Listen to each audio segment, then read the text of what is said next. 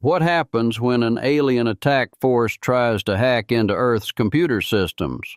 A group of young hackers are about to show them. Earth was the wrong inbox.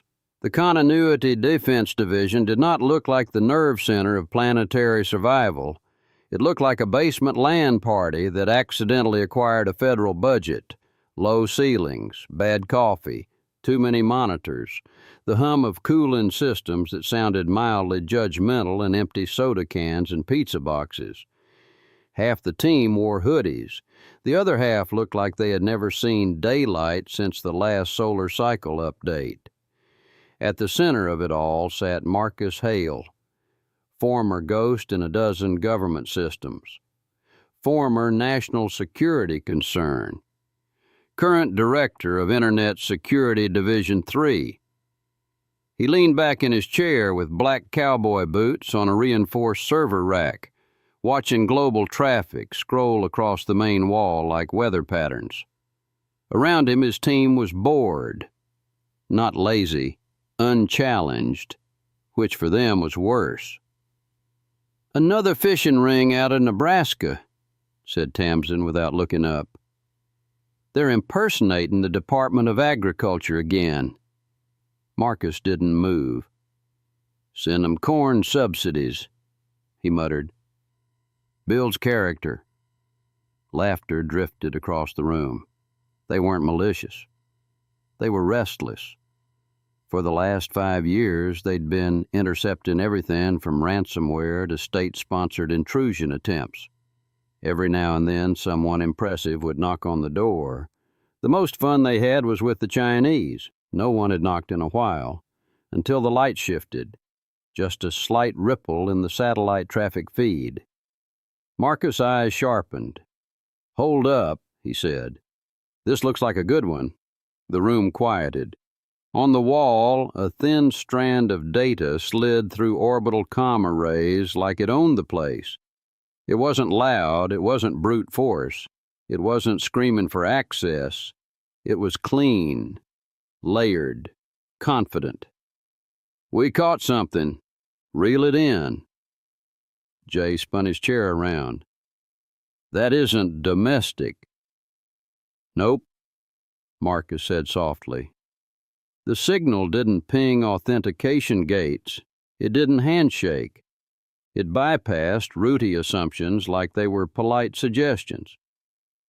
Tamsin leaned closer to her screen. "That encryption isn't derivative of anything on record." Marcus' mouth twitched. "Well now," he said, straightening up for the first time all morning. "That's not spam." The team leaned in. The strand split into subroutines as it brushed against outer network edges. It didn't attack immediately. It mapped. Careful, methodical, smart. Jay grinned. "Is it bad that I'm excited?" Marcus didn't answer right away. He was watching the rhythm. "You can tell a lot about an enemy," he said finally, "by how sneaky they think they're being." Tamsin cracked her knuckles. "Foreign state. This isn't China of Russia." Marcus shook his head. "No, foreign. That landed. Silence. Not panic, just recalibration. They couldn't trace the signal. It dipped into satellite control scaffolding, test and load tolerances. It probed financial routing buffers. It brushed grid coordination nodes like a pianist testing keys before a concert. And it did all of it without tripping standard alerts. Jay exhaled slowly. "Oh, that's purty." "Yeah," Marcus said. "That's real purty." The room's boredom evaporated. Energy shifted. Tamsin pulled up a sandbox instance. "You want me to quarantine?"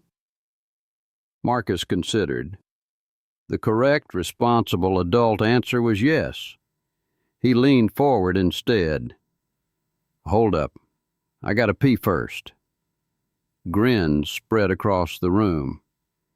They mirrored the signal into a contained environment, a full-spectrum simulation of North American grid infrastructure, power plants, financial clearinghouses, traffic control, military comm relays. The alien strand slipped inside like it had rehearsed.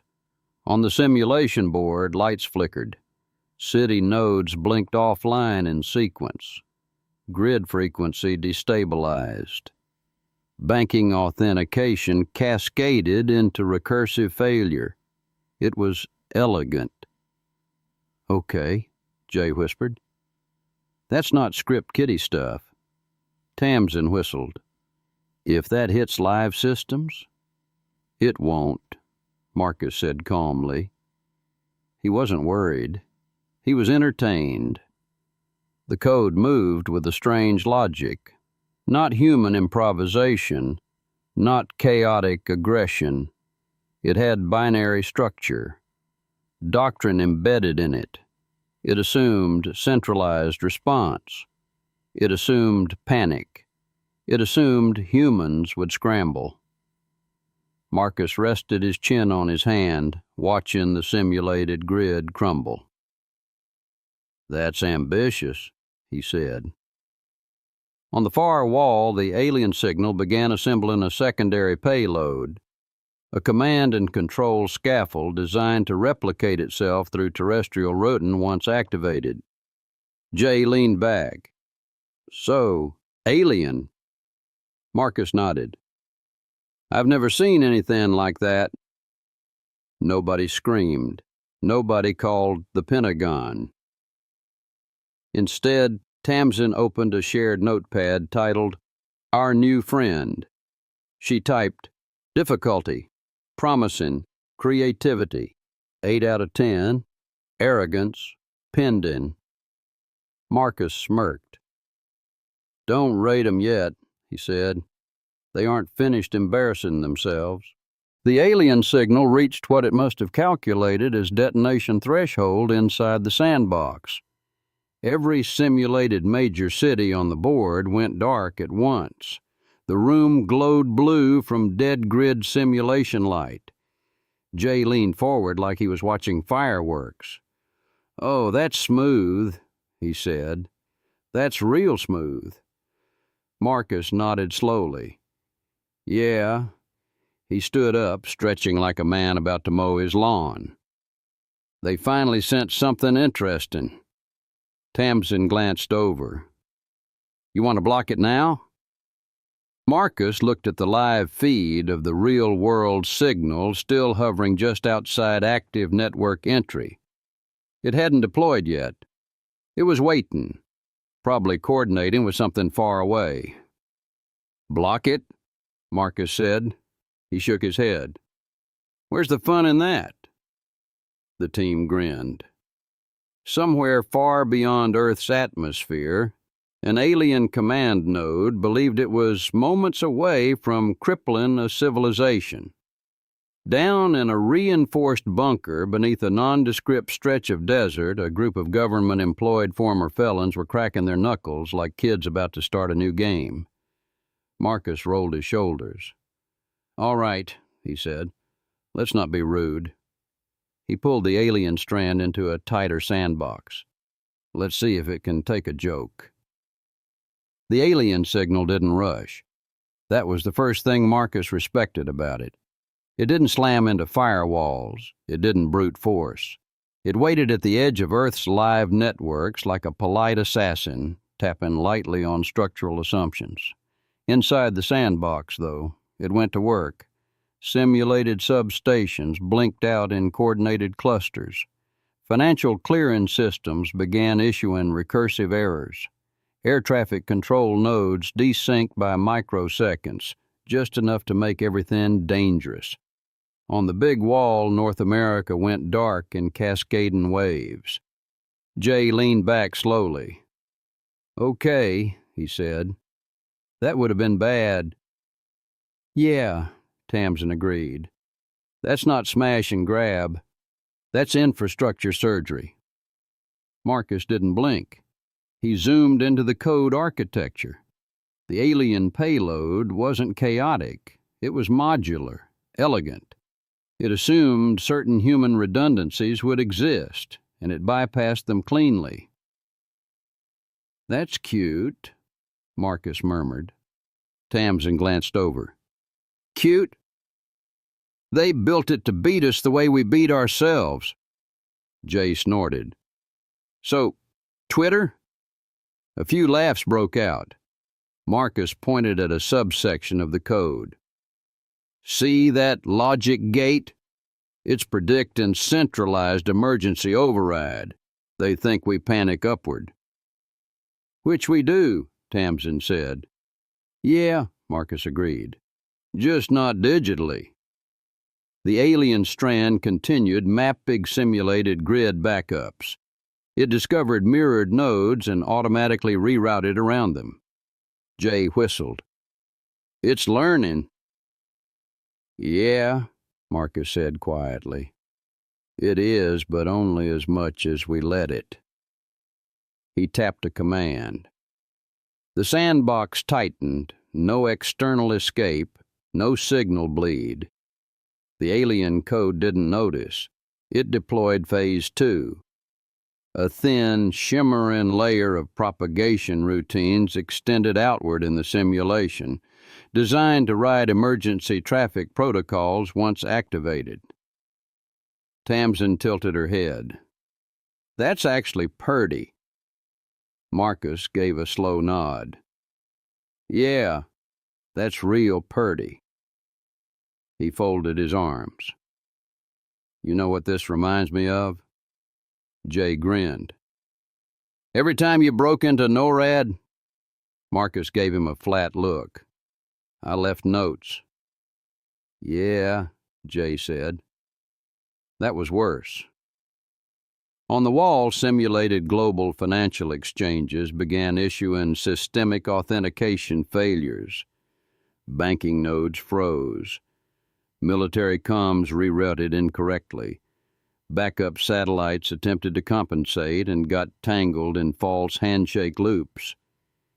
It was thorough. They tried to use malware. Marcus exhaled. "On us? We invented it." The room chuckled. Tamsin cracked her knuckles. "So what's the play?" Marcus stepped closer to the main display. "First, we don't block it." Jay blinked. "We don't?" "We don't block it," Marcus repeated. "We learn it." He pointed at a thin, self-correcting subroutine near the payload's core.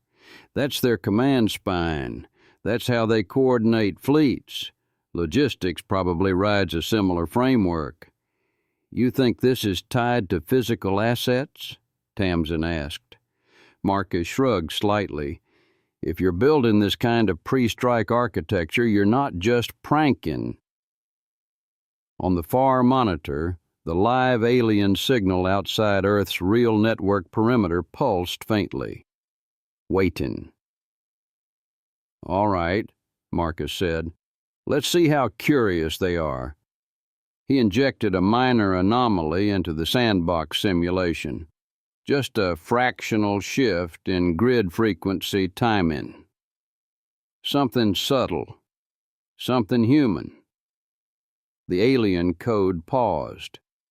Just for a fraction of a second. Jay leaned forward. It noticed. "Yeah," Marcus said softly. "It did." The alien routine compensated, but not perfectly.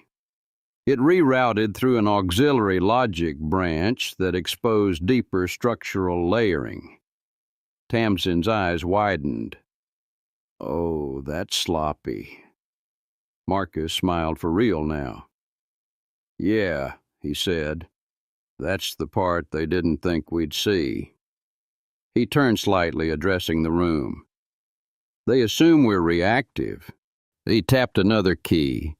A diagnostic echo mirrored back through the alien strand, harmless, almost playful. The alien code stiffened. Its propagation threads tightened, attempting to identify the source. Jay grinned like a kid. "You're poking it." Marcus shrugged. "Just tapping on the glass." The alien payload escalated Phase 3 inside the sandbox. Simulated defense satellites began losing synchronization. Energy plants went dark in coordinated grids. Global emergency alerts triggered in the simulation. North America, Europe, parts of Asia, all dark on the wall. Tamsin glanced up at the artificial night. That would have been a real bad Tuesday. Marcus nodded. "Yep, real bad." He leaned forward and isolated a control kernel buried inside the alien code. "There." "What is that?" Jay asked. "Signature." The alien architecture embedded a recurring mathematical pattern, likely a fleet identifier, a digital insignia. Marcus copied it. "You leaving a note?" Tamsin asked. Marcus's voice stayed calm. "Not yet." The alien signal outside the sandbox pulsed again, still waiting to deploy into real systems. It had no idea it was already dissected. Marcus stretched his shoulders. "All right," he said. "Let's not break it yet." Jay blinked. "Yet?" Marcus glanced at the team, eyes steady. "If they're going to knock on our door," he said, "we ought to at least answer." Tamsin smirked. "With what?" Marcus' fingers hovered over the keyboard. "Customer service." The alien signal was still hovering just outside Earth's live grid. Patient, confident. Somewhere out there, somebody believed they were seconds away from pushing civilization off a cliff. Down in Division 3, Marcus cracked his neck and rolled his chair forward. "All right," he said. "Let's not be rude." Jay grinned. "We answering the door?" "Oh, we're answering," Marcus said. "We're just not opening it all the way." On the main display, the sandbox version of the alien payload continued its simulated destruction. Entire continents were dark inside the test environment. The code had fully deployed its command spine, an elegant hierarchy of control nodes coordinating propagation like a disciplined army. Marcus isolated the spine. "See this?" he said. "That's not just infrastructure sabotage. That's fleet logistics." Tamsin leaned closer. "You think this is paired to physical assets?" Marcus didn't look up. "If you're turning off a species before you show up, you've already packed bags." Jay whistled. "Bold." "Yeah," Marcus said. "Bold's fine, sloppy isn't." He began writing, not a patch, not a firewall, an annotation. He inserted a fractional delay into the sandbox payload's response time. Just a hair, just enough that the alien command spine began compensating in predictable patterns. On the wall, the code reacted. It rerouted. It reinforced certain nodes. It exposed internal priority chains. Tamsin's eyebrows climbed. Oh, that's good." Marcus nodded slowly. "They don't expect resistance before detonation." He copied the entire command hierarchy structure. "Now," he said calmly, "we answer." He didn't block the real-world signal. He let it connect. Just barely. A narrow, controlled corridor opened from the alien signal into a quarantined mirror layer of Earth's network, indistinguishable from the real thing. The alien payload surged forward. On the main wall, simulated live systems flickered as if the attack had begun. Jay leaned back, hands behind his head. Hook, line, and sinker. The alien code deployed Phase 1 into the mirror grid. It spread cleanly, efficiently, unaware it was operating inside a digital terrarium. Marcus watched the replication threads branch outward. "Okay," he murmured. "You get one move." The alien payload began assembling its command confirmation packet, likely intended to signal its fleet that Earth was dark. Marcus intercepted it, modified it, forwarded it. In deep space, somewhere far beyond orbital defense range, an alien command ship received confirmation. Earth systems compromised. Grid status, collapse initiated. Response negligible. Division 3 went quiet. Tamsin blinked. "You sent it." Marcus shrugged lightly. "They seemed excited." Jay grinned. "That's cold." "Nah," Marcus said. "This is cold." He embedded a silent handshake inside the outgoing packet. A recursive tracer threaded through the alien command spine. The alien fleet didn't notice. Their confirmation routines accepted the success signal. Inside their own systems, the tracer activated. On Division 3's screens, alien fleet schematics bloomed into existence. Navigation systems, weaponry, logistics chains, command hierarchies, supply depots. Tamsin exhaled slowly. "Oh, you're in." Marcus gave a small nod. "If you're going to knock on our door," he said, "don't leave fingerprints." The alien command structure attempted a secondary sync pulse. Marcus mirrored it back with a slight variation, a digital echo that forced their own redundancy systems to authenticate against themselves. On the wall, alien fleet data began jittering. Jay leaned forward. "They're cross-checking their own command authority." "Yeah," Marcus said, "and they're about to lose the argument." In deep space, alien vessels began receiving conflicting priority signals. Fleet movement commands desynced by microseconds. Logistics scheduling duplicated. Weapon safety protocols re-verified themselves endlessly. Division 3 watched it unfold like a slow-motion accident. Tamsin typed rapidly. "If we escalate this loop just a little..." Marcus shook his head. "Not yet." He leaned into the mic that connected to a classified oversight channel. "Continuity Defense Division 3, he said evenly. "You might want to notify Fleet Command that someone's about to get confused."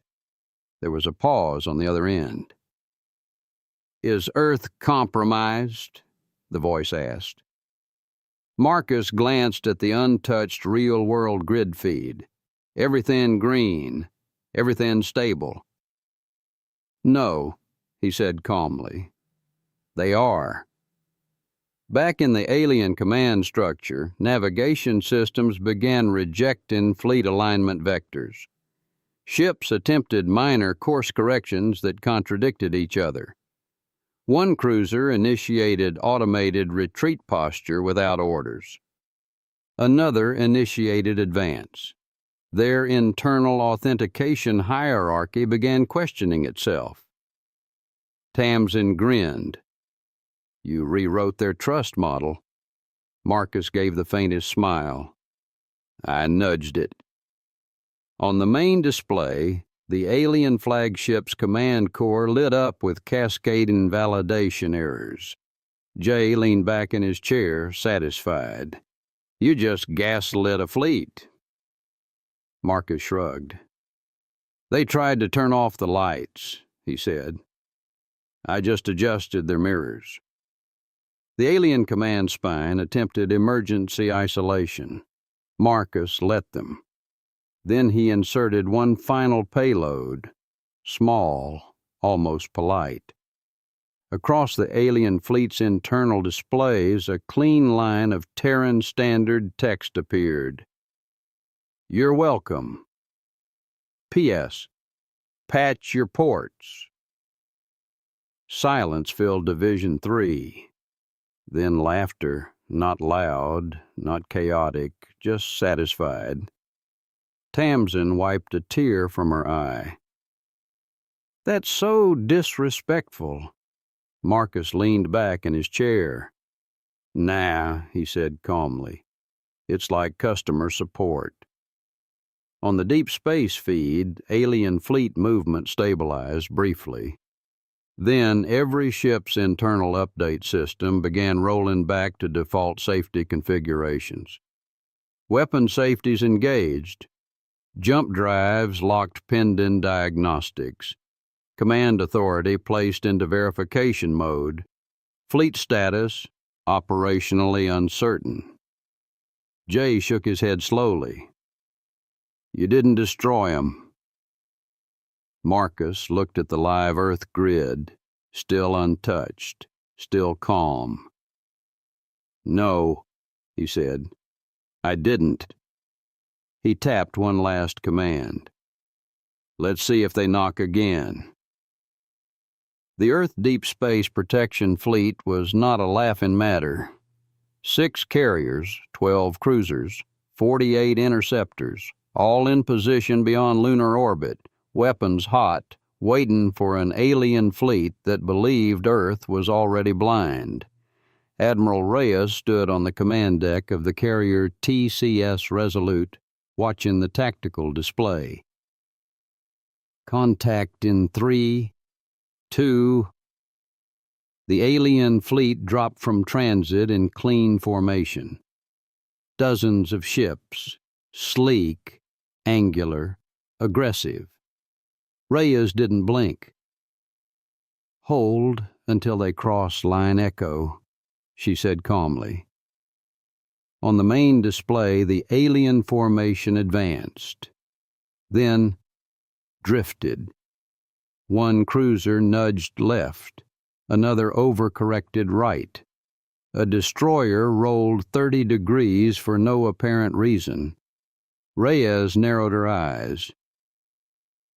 Is that intentional? Her tactical officer frowned. No known attack pattern matches, whatever that is. One alien cruiser suddenly accelerated sideways and clipped another vessel. Shields flared in bright violet bursts. A railgun discharged into empty space. Then another railgun fired at a friendly hull. Reyes leaned forward. What the hell are they doing? On screen, an alien frigate spun like it had missed a step on a dance floor. It bumped a larger ship. Both shields flared again. Another vessel pitched nose down and began chasing one of its own escorts. The Earth fleet held formation. Weapons locked. Silence on all Terran channels. On the alien side, chaos. Railguns flashed at point-blank range. 2 cruisers scraped hulls like angry shopping carts. One ship overshot the formation entirely and had to double back in a wide, awkward loop. Reyes stared at the feed. They're firing on each other. The bridge went quiet. Behind her, Commander Hale, no relation, cleared his throat. Ma'am, I've seen this before. Reyes glanced at him. That's Marcus, isn't it? He nodded once. Yep, looks like it. Deep beneath a stretch of desert nobody talked about, Division 3 had completely abandoned professionalism. Who mapped main cannon to both triggers? That was me. Stop panic firing. Quit ramming me. Tamsin was standing on her chair, gripping a joystick like it owed her money. Okay, shields up, shields up. Who turned my shields off? Jay cackled. You boosted into it. On the wall, the alien fleet feed looked like a physics experiment conducted by caffeinated teenagers. Cruisers drifted nose first into each other. Shields flared and recharged. One destroyer attempted to retreat and was immediately sideswiped by another vessel sliding sideways at entirely unnecessary speed. Drift, drift, drift, someone yelled. You can't drift in space. Watch me. Marcus stood 10 feet back from the madness, arms folded. Calm, observing. Don't scratch the paint, he said mildly. Nobody listened. On the big screen, an alien cruiser began spinning uncontrollably while firing its railguns in wild arcs. One shot clipped a neighboring frigate. Another punched through its own escort's weakened shield. Double tap! Double tap! Jay shouted, slamming his trigger. 2 alien ships slammed hull to hull. Shield fields compressed violently. Energy bled outward in blinding flashes. Up in orbit, the Earth fleet watched in absolute disbelief. Reyes stared at the tactical display. Are they ramming their flagship? The alien flagship, larger and more stable, had fallen back slightly, likely attempting to reassert command authority. Every time it tried to issue fleet-wide synchronization, its own ships jerked out of alignment. Then 3 alien cruisers turned in perfect unspoken coordination and charged the flagship. Reyes' tactical officer blinked. They're lining up weapons. On the Resolute's bridge, someone coughed. Ma'am, should we intervene? Reyes shook her head slowly. Negative. I want to see how this ends. Back in the bunker, pure anarchy. Energy drink cans scattered. Someone was standing on a console shouting, I called flagship first. Tamsin grinned like a maniac. Fine. We all get flagship. On screen, the alien ships converged. Railguns fired simultaneously. Shield flares stacked on shield flares. One cruiser overshot and physically bounced off the flagship's flank. The impact sent both vessels tumbling. Inside the alien flagship, command authority systems were screaming. Fleet hierarchy rejected itself. Weapon safeties flickered. Then something shifted. Marcus stepped forward. All right, he said quietly. The room barely heard him. All right. His voice wasn't loud. It didn't need to be.